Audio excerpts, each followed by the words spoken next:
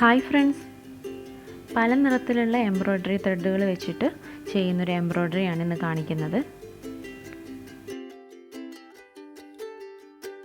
ഇതിൽ നമ്മൾ ഉപയോഗിച്ചിരിക്കുന്നത് Daisy lazy stitch, back stitch, French not, ഇത് മൂന്നുമാണ്. ഇത് ബിഗിനേഴ്സിനും എളുപ്പത്തിൽ ചെയ്യാൻ പറ്റിയിട്ടുള്ള ഡിസൈനാണ്.